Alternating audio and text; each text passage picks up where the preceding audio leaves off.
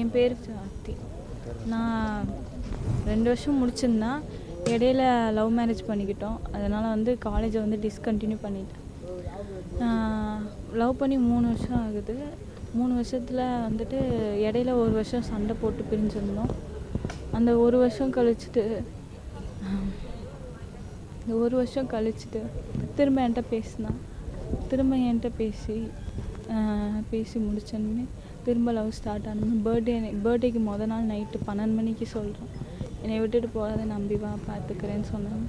அடுத்த 3 மாதத்தில் பிரச்சனை வந்து நான் அவனை தேடி போயிடுறேன். அவனை தேடி போன உடனே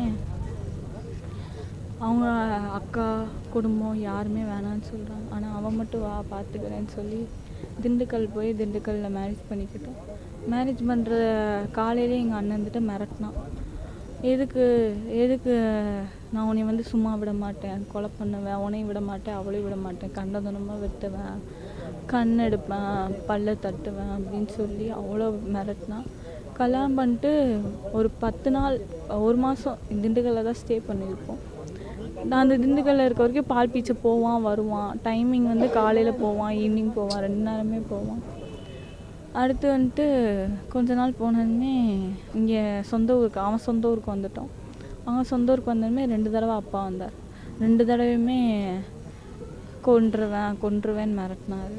ஃபஸ்ட் தடவை நான் வரேன்னு சொன்னப்போ கூட உன்னையும் வெட்டுவேன், அவனையும் வெட்டுவேன் அப்படின்னு சொல்லி மிரட்டிட்டு போன ஒரு 2வது தடவை மிரட்டிட்டு போய் 10 நாள் கழித்து உடம்பு நல்லா இருக்கான்னு கேட்டார். அதுக்கப்புறம் அவனுக்கு ஒரு 5 நாள் கழித்து கால் பண்ணார்.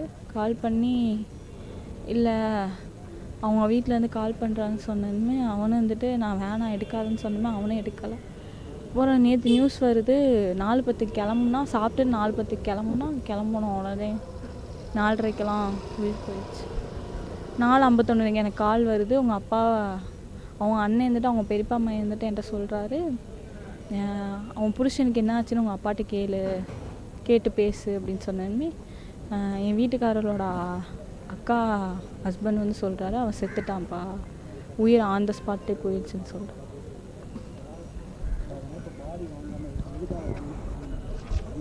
எனக்கு நீதி கிடைக்கணும். அவங்க வீட்டுக்கும் நான் போக முடியாது, அந்த பையன் வீட்டுக்கும் நான் போக முடியாது. அவங்களும் என்னை வெறுத்துருவாங்க. என் வீட்டுக்கும் நான் போக முடியாது. இப்போ நான் எங்கே போவேன்? அவங்களால என் புருஷனை திரும்ப கொடுக்க முடியுமா? அவங்க ஒரு பதில் சொல்லட்டும், என் புருஷன் நான் தூக்கிக்கிறேன், பாடியை நான் எடுத்து. சம்மந்தப்பட்ட கைது இன்னும் குற்றவாளியை கைது பண்ணலையே. குற்றவாளியை கைது பண்ணலை. யாருன்னே இந்த சம்மந்தத்தில் தெரில. சந்தேகம் யார் மேலே இருக்குன்னே தெரில. சந்தேகப்பட்டவங்க யாருன்னு தெரில. எங்கள் அப்பாவை மட்டும் பிடிச்சிட்டு, அதுவும் அவராக ஆஜரானா என்னான்னு தெரில, அவரை மட்டும் பிடிச்சி வச்சுட்டு பிரச்சனை முடிஞ்சிச்சுன்னா என்னன்னு ஆயிடும். ஜாதி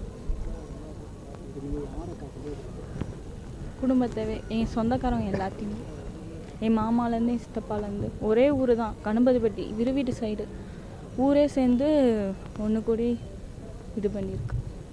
ட்ரெண்டை ஃப்ரெண்ட் ஆக்கிக்கோங்க. தந்தி டிவியின் சப்ஸ்கிரைபர்ஸ் அண்ட் ஃபாலோவர்ஸ் குடும்பத்தில் நீங்களும் இணையுங்க.